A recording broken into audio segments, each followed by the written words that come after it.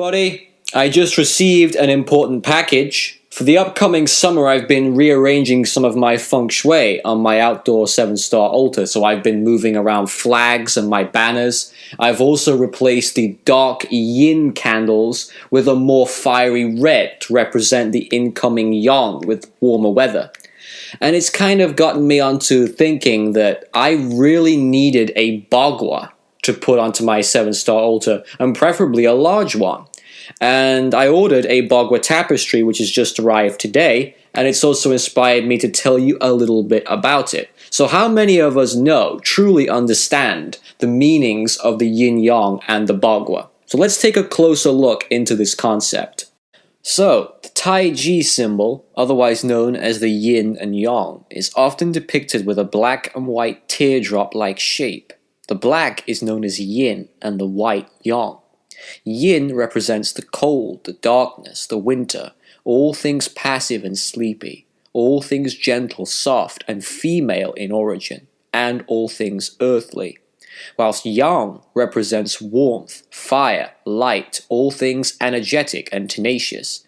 It is strong and unyielding, a very masculine type of energy. Since Yin is associated with earth, in Yang's case it is heaven. You will also notice one yin dot and one yang dot. This shows that no matter how much or how opposite these two sides may appear to be, they are interconnected and they give legitimacy and weight to one another.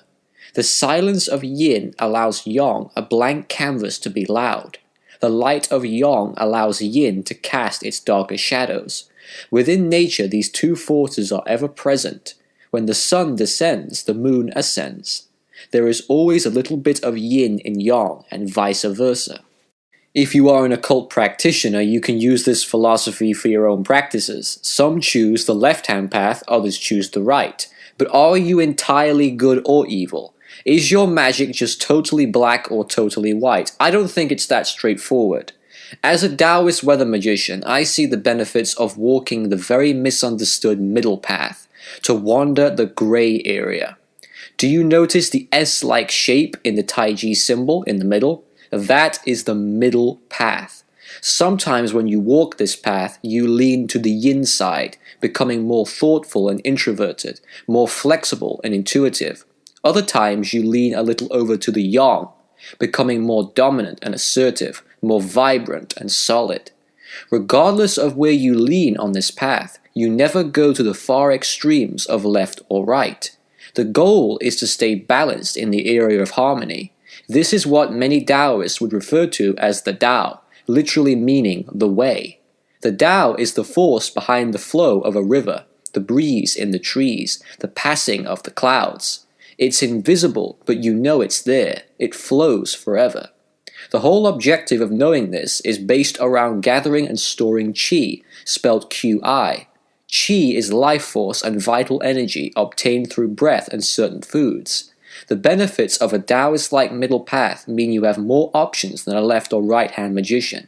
In my opinion, grey magic is very liberating. If you're familiar with my work on here, you will know that I use the Tai Chi symbol as my circle of protection during weather ceremonies. Since my type of magic would fall under the grey category, I believe this is the perfect circle to use for keeping balance between the two sides. It's all about being centered.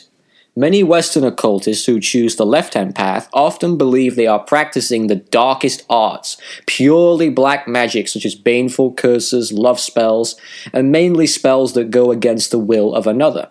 In my opinion, this is not entirely true. Think of it in a political sense. The more left-wing an elected leader is today, the more right-wing the new elected leader will be tomorrow. The two sides simply trade places again and again. This is known as all extremes will one day meet their opposite. The cycle of the Tao will continue forever. The concept of Wu Wei is also a very interesting one. Wu Wei translates to non-action, to be totally at ease with the Tao. One should be careful with desires, with wants and external stimulation. Most Taoists of old were known to be hermits, living in the mountains. Away from petty human affairs, they concentrated on storing qi by practicing Wu Wei.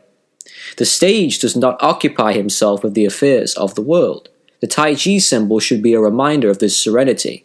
That's another reason why I don't get involved in modern politics. It goes against the flow. So where does the Bagua come into play in all this? The word Ba means 8 and Gua means corners or symbols or areas. It reminds me quite a bit of a spider's web with the Tai Chi in the center. There really are 9 areas because you have that Tai Chi symbol. It is an octagonal shape consisting of 8 trigrams. Some lines are broken, others are unbroken. The Bagua is used to show the fundamental forces of reality, different aspects of life, how Yin interacts with Yang. It has relations to the stars, geography, and even the human body. You can use the Bagua to understand natural forces and how they interact with one another and how they change and move with the passage of time.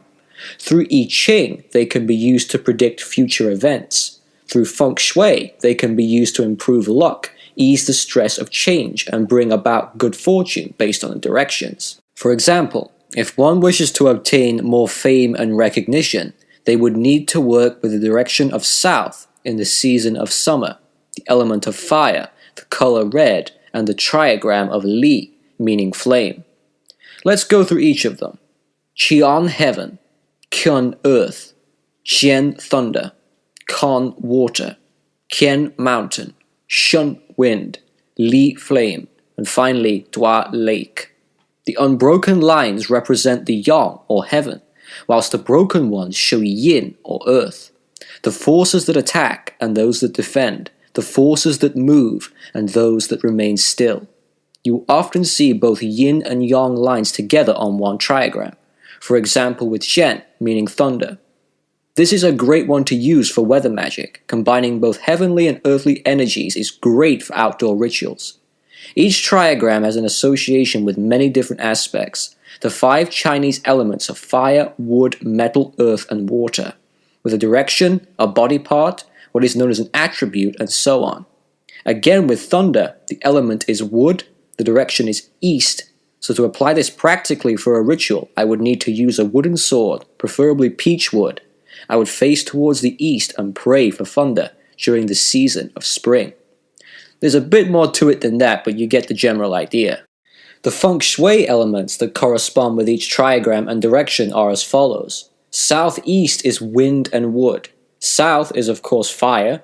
Southwest is earth. West is metal. Northwest is heaven. North is water. Northeast is mountain. East is wood and thunder. And finally you have the center, the Tai Chi symbol, that represents balance, the center of everything, and the origin of the universe.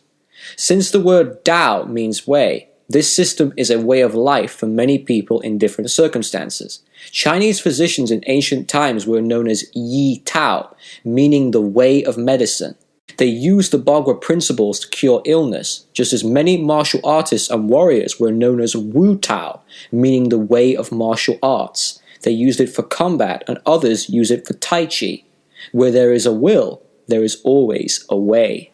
It also needs to be mentioned that there are pre-heaven and post-heaven Baguas. This is used to translate the earlier and later versions of this system, but wait, there's more to it than that. Both of them still use the same directional system, but the pre-heaven Bagua shows how nature works with opposites and how to balance them out in aid of creating a positive living environment. The earlier system believes that everything was created in the heavenly realm before being brought down to the earthly plane, so things like lightning, rain, weather, etc. Due to this reason, it is often used as a protection symbol. To put it simply, this one is all about balance and the laws of nature. It's a way of explaining how everything started, the creation process of the universe. The later post-heaven begins from the east, with a clockwise arrangement. This one works with the seasons, the northern dipper, military matters, astrology, and all that is associated with postnatal life, so after you are born, whereas the earlier version deals with before birth chi. The post-heaven is best used for practical application of feng shui. It deals with changes. So if you're a magician, think of it like this. Pre-heaven is the theory of magic, and post-heaven is the practical side of it. One represents heavenly influences, the other earthly influences. You will notice on my tapestry, this is a later version of the Bagua, and the one on my Kong Ming fan is an earlier one. Speaking of Kong Ming, it was said that Zhuge Liang used his knowledge of the Bagua to create battle formations during the Three Kingdoms era. Also, he was known to predict future events by using this system. Please read a really great book called The Magical Lots of Zhuge Liang to find out more about that. I thought that was pretty damn cool. It just shows you how many uses there are with these trigrams. I'll give you another practical example for this system. So let's say you're into feng shui and you want more luck for your family. You could once again start with Zhen, which has a lot of relation to ancestors and health. You should decorate an area of your house, usually the left center area. Fill it with lots of wooden ornaments and try to incorporate the color green as much as you can. This will harmonize the qi in that area. On a pre-heaven Bagua, you will notice the most yang trigram is Qian, or heaven, the father. One could say this represents the above, the solar energy, whilst Qun is the least yang and most yin, representing the earth, the mother, all of which is below and perhaps lunar energy. For a ritual, I could use a Bagua formation for an exorcism, the creation and charging of a talisman, of course a weather ceremony, and a very interesting item known as a Bagua mirror, usually made of wood, which is hung above your front door to protect your home and to repel demons. It's designed to deflect bad qi away from entering your house. So say, for example, if you live near a hospital, a graveyard, or a prison, or a place with bad vibes, it is ideal in keeping away the negative forces. But I must stress something. You can never ever use a Bagua mirror inside of your house. They must be kept outside above the front door since they are so powerful. There are different kinds of Bagua mirrors, the concave and the convex. The concave is used to absorb energy, whilst the ultra-potent convex aggressively reflects the energy back, creating an endless bouncing effect. They are only used for extreme circumstances, so do be careful with using one of those. We should definitely also talk about using the Bagua as a feng shui map or a floor plan for your home. This is very popular right now in the West. It seems like a lot of people are realizing how empowering this system actually is. So earlier on we spoke about elements and how they correspond with directions. So now let's take a look into the properties of each area and what they can bring if utilized correctly. So East is health and family. Southeast is money and general finances. South is fame and recognition. Southwest is love and marriage. West is creativity. Northwest is helpful in bringing in people, making connections. North is career focused, and Northeast is for spiritual growth and knowledge. That's what I'm focusing on right now, expansion of knowledge, trying to learn more about things. You'll often hear me in videos talking about a southeastern wind. And I'll be talking about Zhuge Liang in reference to that, because in the novel Romance of the Three Kingdoms, it was Kong Ming who summoned a southeastern wind for the Battle of Qi Bi.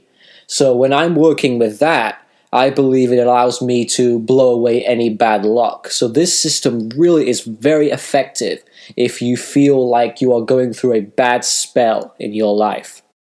The early Bagua, often called the primordial Bagua, focuses on forces that are not yet solid. So aspects before the creation. So think of them as being more ethereal, but there's still a lot of order there. It represents perfect harmony of contradictory forces, the perfect state between heaven and earth, ultimate balance.